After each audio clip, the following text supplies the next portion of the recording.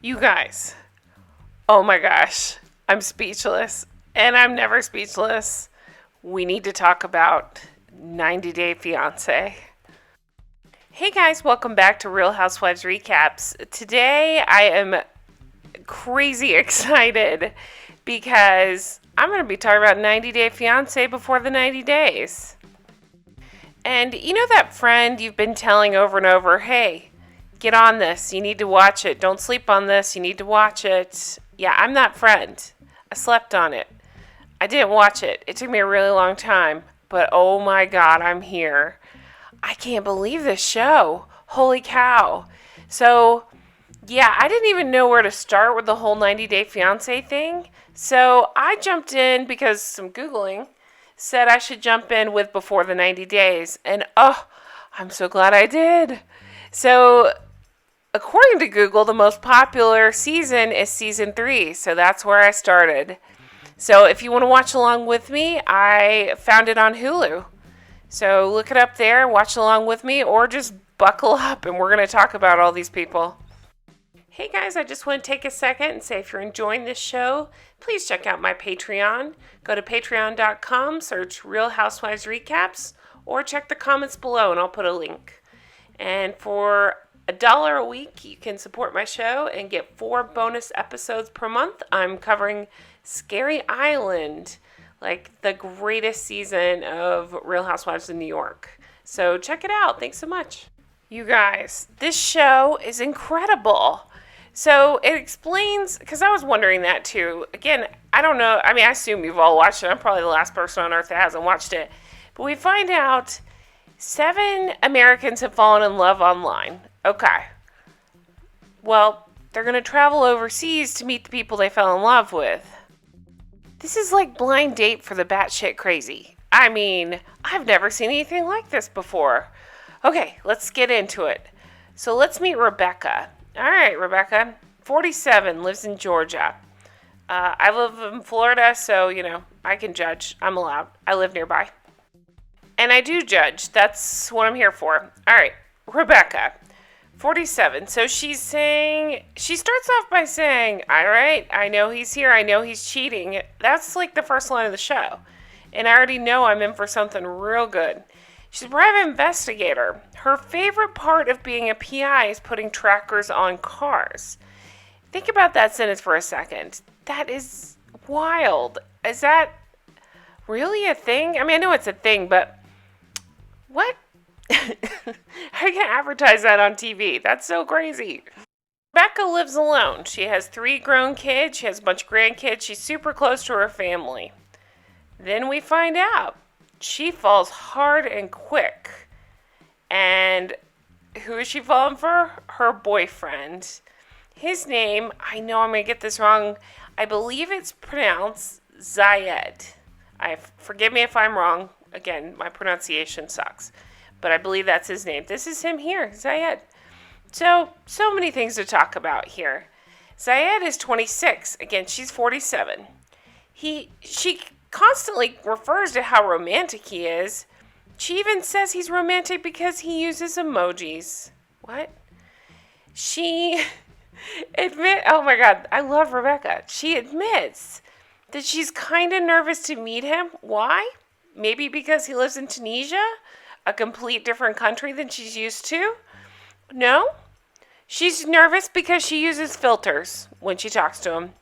These are her filters. This is what he thinks she looks like.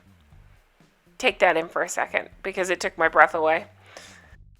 I'm going to give you guys that have seen this before a minute just to laugh at me because I truly have never seen a single episode of any of these franchises. So I literally have no idea what's going to happen, but I am so excited. I'm recording this just after hitting stop on this episode because I had to get my thoughts down. Okay, let's get into it. She sends him a message with a filter because, again, that's how you do the person you want to marry. Okay. She has pictures of him all over her house. And they're like internet pictures that she's printed off of him and of her using that filter. Do you see it? she says she feels like she's a schoolgirl. And by the way, he's on her coffee cup. How weird is that? So she's about to leave for Tunisia. Again, I had to look that up because me and geography are not friends. Northern part of Africa. She's leaving there in about a week, and she hopes to come back engaged. Okay. The flight takes 15 hours to get there. So we see her talking to him, and they're doing this thing where they're just like, I love you more. Mm. Okay, cool. I guess that's a good start, except for he doesn't know what she looks like. They just send each other these videos, and I mean, my head's going to explode. This is so crazy. Okay, so she's in love with him. He's in love with her. I guess I'm using quotation marks on this. Turns out she's been married 3 times. She says, according to her, the first 2 times were American men. The third one she met on Facebook. He's from Morocco. This is him. They got married in Morocco. She brought him over on a spousal visa. She started to see another side of him. So what did she do? You know, what you do. She put a tracker on his car and found out he was cheating. Holy shit. This is crazy. So her friend is saying she's worried. You know, you don't know this guy. Have you done a background check on this guy? Because this is their solution. And she says, nope, I don't know how to do an international background check. So the friend is like, listen, I'm going to get all the information on this guy before you leave. And she's saying, I haven't seen a single red flag with him. Okay. Then we meet Caesar. And Caesar is very hard for me to talk about because he seems like the nicest guy out of everybody on this show. He is the nicest guy. He has worked 15 years as a nail technician. He rides his bike to go work at Aloha Nails. He even does meditation in his helmet, and that just really made me laugh. But he's such a nice guy. He believes with his whole heart that he is in love with. So he believes his girlfriend Maria is 28 years old and living in the Ukraine. He believes that they belong together. So he's met Maria on, it's called Anastasia Date, and it hooks up Americans and Ukrainian women to meet each other. You can do things like send flowers on this website. Do you know how much it cost him to send this woman flowers? $450. They communicate every day over video, and red flag number 1,000,000, she only calls him pet names like my husband and baby and things like that instead of actually calling him by his name. The producer even asks him, does she ever say your name? And he says no, she calls him baby. He's planning to fly to the Ukraine so they can meet in person. They've been dating for 5 years and talking about marriage. 5 years. She's a receptionist, so do you know what he does? He sends her $800 a month. Even though he's broke, he'll talk about that in detail, he sends her $800 a month. Over the years, he thinks he's sent her about $40,000. He's invested savings, times. He's working 7 days a week to make this work out and make the money he needs to send to Maria. Oh my God. I feel so sorry for him. He believes all these red flags, but he still believes that she's real and that he has to do this. And this is, you hear about things like this, but to see this just blew my mind. So from one train wreck to another, we meet Avery. Avery is 19 years old. She lives in Columbus, Ohio. All right. So here's what I want to say about Avery. All right, I heard 19 and I thought, okay. So she's young. She's making dumb decisions. She's just young, you know. These other people are like in their 40s. She's 19. Oh my gosh. So she met this man, and his name is Omar. He's 24. He's from Syria.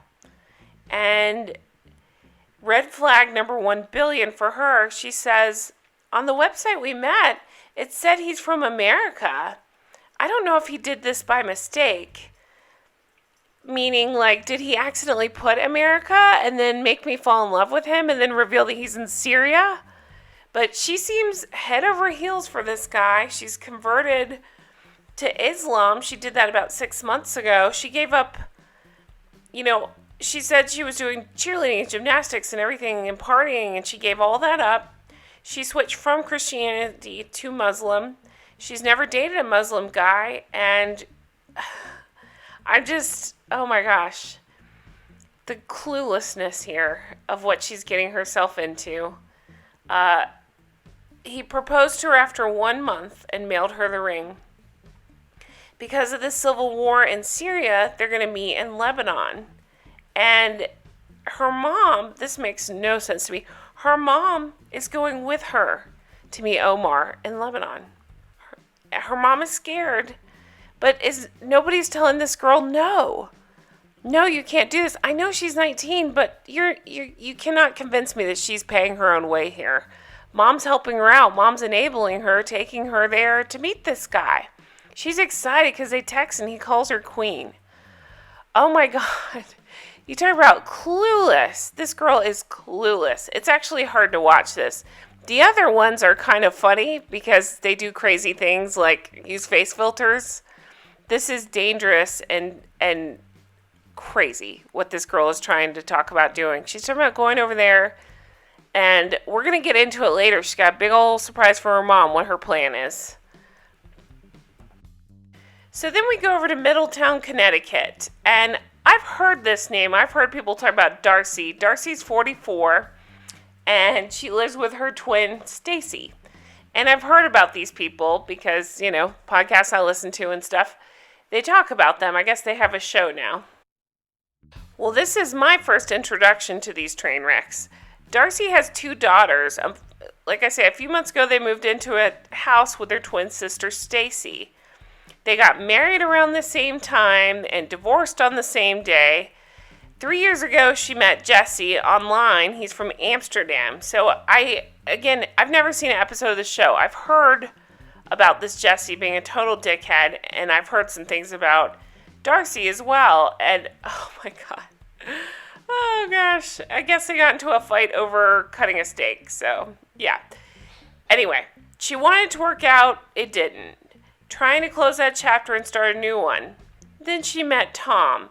Well, supposedly she's known Tom for a couple of years on Facebook. They connected 4 years ago, but they haven't actually met. Tom lives in England. He's 39 years old and he works in fashion. Again, I'm flying blind here. I have no idea what's going to happen. But seeing these pictures of Tom makes me think he's a total toolbox. He is very egotistical and very into himself. Although, I kind of get the same reading from her, so maybe they're perfect for each other. Who knows? But yeah, that's her swooning over Tom. Oh my gosh, this is just too much. So much going on. So, she's super excited about it. She's flying over in a week to England to go meet Tom in person. She's trying to talk to her kids about it. They're warning her. Her young kids are warning her to watch out because of the Jesse situation. And I'm thinking if your kids are the voice of reason, then there's a problem. Tom really has a smug face. That's all I want to say. All these pictures, I just get this smug vibe from Tom. She's eating this shit up, and I'm thinking something's up with Tom. That face. He's doing almost like an intense Tom Cruise stare. And she's doing whatever this is, and maybe they are perfect for each other. Who knows? Then we're back to Rebecca. Again, she lives in Georgia. She's in her 40s. Zied lives in Tunisia. He's 29. So she's meeting up with her daughter and son-in-law, and they're like, Mom, you crazy. You don't know this guy. You're going off to go in a foreign country with him and hoping to come back engaged. You don't know anything about the situation. And she's like, oh, no, it's fine. And even the daughter's like, listen, this is how it went before. And she's trying to convince them, and she's telling them about this job that he has. He worked for a TV station, making sure people in the audience. But he's off season right now. So they're like, Mom, red flag. He doesn't even have full-time work. What are we going to do? And They're trying to warn her, and she says, I made the decision to blindly trust a man I met on the internet because he does these sweet romantic things. Just that sentence alone should make your skin crawl. I'm blindly trusting a man I met on the internet. She says, it's hard to tell my kids to trust me because I know I could be making a mistake. That's the only bit of self-awareness she's shown this whole time. Then we're back to Caesar. Again, his girlfriend Maria, 28, lives in Ukraine. He's saying that he believes they belong together. And he's having to penny pinch because money is so tight. He sends her $800 a month. This is a point they bring up a lot. And normally this is terrible. Normally I would make fun of this. But I actually feel bad for this guy. He seems so genuinely nice. And he feels like he's truly doing this nice thing for this girl. I don't know. It's hard not to make fun of him, but I don't understand what's happening. Things take a turn for the even weirder when he's supposed to be meeting her in the Ukraine, and she's like, no, it's cold. No, let's go to Mexico. Let's go to a resort in Mexico. And he's like, that's going to be so much more expensive to do that. And he's pushing to meet her in the Ukraine. And he wants to get coffee with her and meet her friends and family and learn about the culture. Things you do if you're dating somebody, you know? Like, you get to know them. And she's like, no, it's just not a good idea. It's really cold over here, and we should meet in Mexico. Well, turns out, over the past 5 years, they've tried to meet on 3 occasions. The first time, a travel agency took her money. The second time, she missed a flight.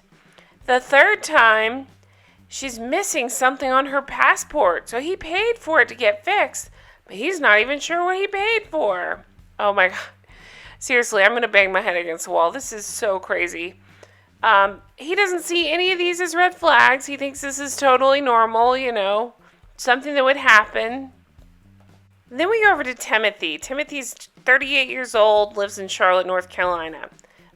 His first line is, he says, I'm totally awesome. I drive a Ferrari 360 Spider. These are words that are supposed to make him totally awesome. He says, image is super important to me. I mean, what a toolbox. He says himself he has ugly duck syndrome. He said he grew up nerdy, nobody wanted to go out with him, so he's way overcompensating, and he just comes off as so cringy. He calls himself an entrepreneur. He designs rare and exotic firearms and calls them art. He says he's had his heart broken a couple of times, but then he met his dream woman, Jennifer. She's 25. She lives in Colombia. They met on a website where he could be connected because he's attracted to Latin women. He thought she was catfishing him, and he says she's perfect. And, oh my God, he says he fell in love with her outgoing, down-to-earth personality, and she's a mom to a 1.5-year-old named Violet. And he's a dad as well. His ex-fiance, Veronica, has a daughter, Chloe. They were together for 8 years, and they got together when Chloe was very young. So he helped raise her. Considers himself her dad. That's sweet. I just think he just comes off as such a toolbox in everything he does here. He's posing, he's flexing, he's showing off his tattoos, he's showing off his car. It's just like weird the way he's presenting himself. And yeah, so there's this guy. And there's Jennifer, his model fiance. So we get to meet Veronica. Veronica is his ex, like I say. She's Chloe's mom. And they were together for 8 years. And I don't know. Sounds like there's a lot going on between the two of them. He points out that she has jeopardized relationships in the past. And he doesn't want her to mess up this thing with Jennifer. So, there's Jennifer.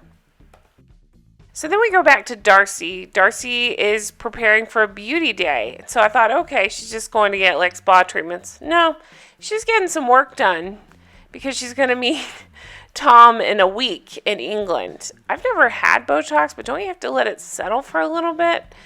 Anyway, she feels pressure because she's 44, or so she says. I'm saying bullshit on that.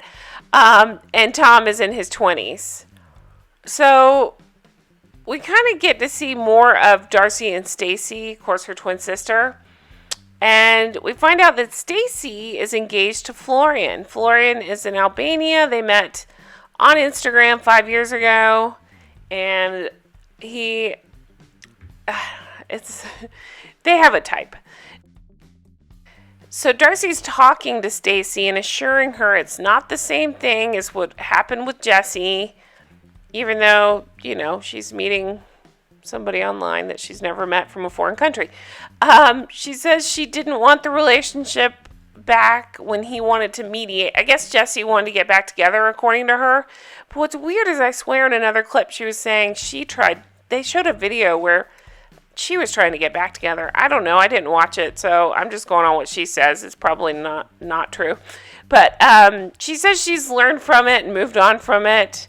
And even the skin technician who was helping her is saying she deserves better. So, yeah, I don't know. She says she's not going to be stupid this time around. I don't know if that's true.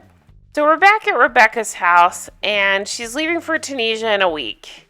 And they video chat, her and Zied, about 3 to 4 times a week. She has to make sure her hair and makeup are done correctly for the call, because remember, she always uses filters and stuff when she talks to him. So he really has no idea what she actually looks like, which is going to make things even more incredibly awkward when they meet, I'm assuming. She's very excited because she just got a ring light. So she'll be using that, to help further trick him into thinking she's about 20 years younger. And we see more of these face tunes that she's using, and it's just so incredibly awkward. So many filters. Okay, so she says that they're going to be together for 21 days. She doesn't know what the plan is. And he says this is his dream. He says he wants to show her how much he loves her and spend time with the family. She asks if he's going to stay in the hotel with her, and he says no problem, yes. And she explains in Tunisia unwed couples cannot share a room together. His father wants him to have a separate room. She's worried the family will confront her about this, and then she drops a bomb saying, I've left out stuff from my past. I'm keeping a secret from him. I'm going to tell him when I get to Tunisia. That sounds like a great idea. We go over to Caesar at his nail job, and he's talking to his boss. And he's explaining, of course the boss knows about this Maria that lives in the Ukraine. And he's explaining that now she wants to meet him in Mexico, but he cannot afford this. He's asking his boss for a loan to be able to fly her and himself to Mexico, spend time there, pay for a nice resort. And the boss is super nice about it. And he's saying, listen, I don't know. I'm looking out for you. I feel like you've spent her a lot of money. You send her $800 a month. He's being skeptical, and he's doing what Caesar should be doing, is trying to think, is this legit? Like, are you sure about this? And the boss ends up agreeing and gives him all this money so he can send it to Maria. Oh, and I just find myself yelling at the TV saying, don't do it, Caesar, don't do it. Okay, so we're back to Timothy. He's that douchebag that drives that crazy car and is very proud of himself and his bright yellow walls. So he's talking to Jennifer on the computer. Okay. So he's telling her, listen, I'm coming to Colombia. I bought you and your daughter some things. And she then says, well, I'm going to send you a link because I found these pretty clothes and it cost $500. And he kind of is like, but he's going to do it. So then he tells her, listen, my ex Veronica is throwing a going away party for me before I come to see you. And Jennifer freaks out. She is not into this idea at all. She says, if I'm with you, those kind of things won't work. Red flag, red flag. She says, if you go, you have to show me every second of pictures because I want to know what's going on. Hello, you haven't even met in person yet, and she's already being controlling. I mean, believe me, Timothy is no prize either, but he just kind of puts up with it. It's like, okay, that's what I'll do then. I'll take lots of pictures for you. Hello? Oh my gosh, I feel like I'm the crazy one here. And the scariest of all of them, we come back to Avery, the 19-year-old in Columbus, Ohio. So she's leaving for Lebanon in a few days. So she's going to meet her Syrian fiance, Omar, in just a few days. She goes to see her friend Rachel and to talk to her parents because her dad's a pastor. They've been friends since they were 10 years old, and they're just kind of talking it through. Well, wow. So she is trying to tell these people she's got this all figured out. She's not worried. It's all going to work out. And they're trying to tell her, cool that you fell in love. Why don't you bring him here? And she's like, nope, I'm going there. She lays it. I mean, it's so crazy. She says, in fact, don't tell my mom, but I'm planning on moving to Syria. What? They're doing everything they can to be like, are you fucking crazy? Like, Syria, they're having a civil war. People are trying to escape from over there, and you're headed over there for fun?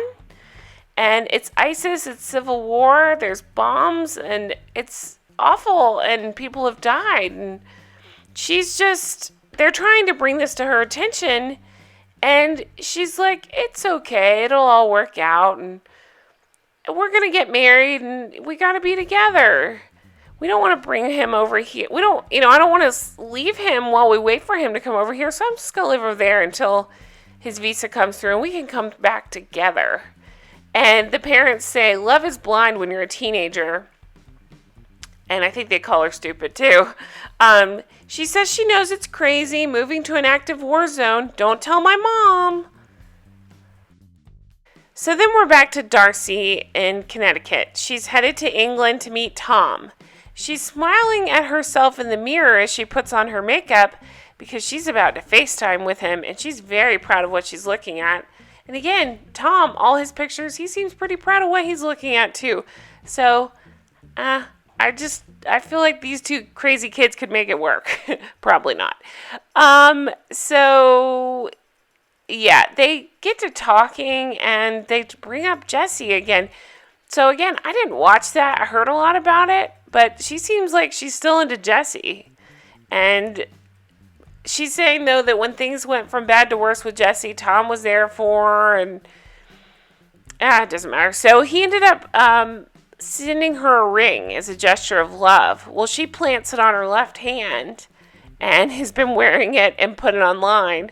Well, I guess Jessie commented on it saying that the engagement is fake and it's a fake engagement. And even Tom's like, let's not talk about Jessie so much. And she's saying she hopes a proposal is the next step. Holy shit. I don't know who has more issues here. It seems like it's probably her, but I'm sure there's some interesting stuff to come with this Tom character.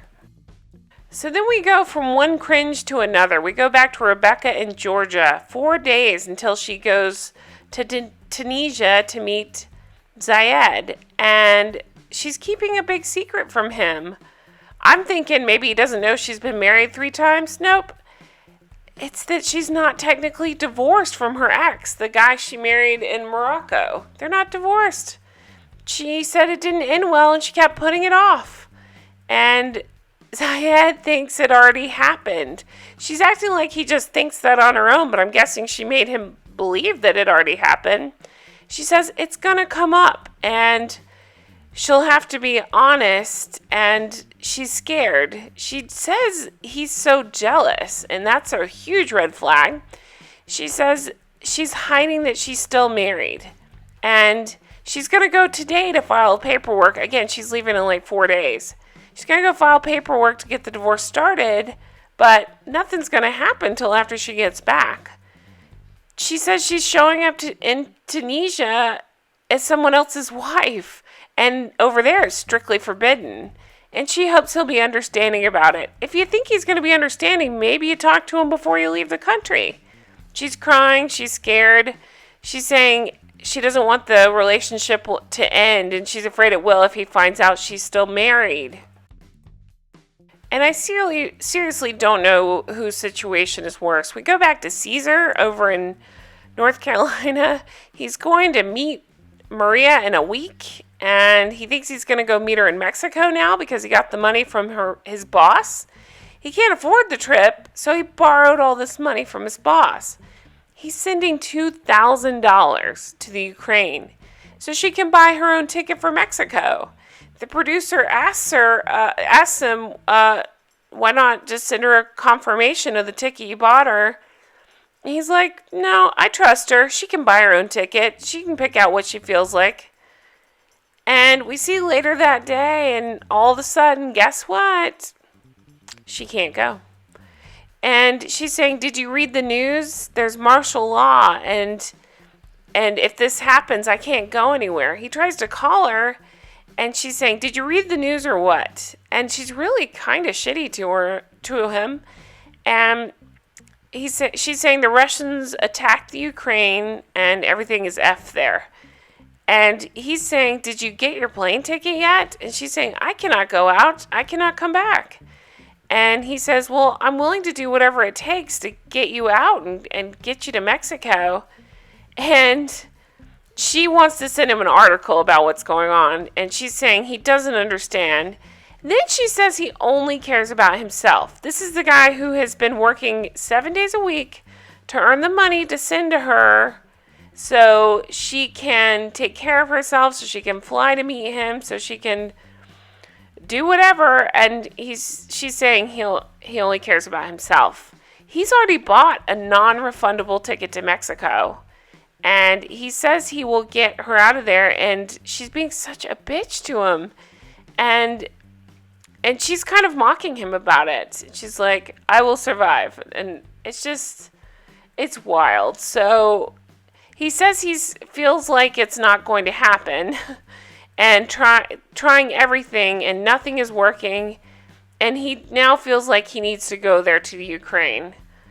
Oh my God, dude, there's like 30 things wrong with this. How do you not? I understand that he's in love, but how do you not see it? He's trying everything he can, and he doesn't see that there's a problem. There's about 30 problems with the situation. Whew, I just talked for 30 minutes on this episode. That's it for the first episode. It was so good and so captivating, and I cannot wait to watch what happens next. As soon as I finish here, I'm going to watch the next episode because this is so crazy. I hope you guys have enjoyed it. It's so fun to talk through this, and so fun to watch it for the first time and to experience it. It's so cool. Such a good show. So wild. But I hope you guys enjoy it. Leave me comments below. I love reading the comments. You can leave me comments here. You can follow me on Twitter at Real Recaps. And I hope you guys have a fantastic day. Thank you guys so much for watching.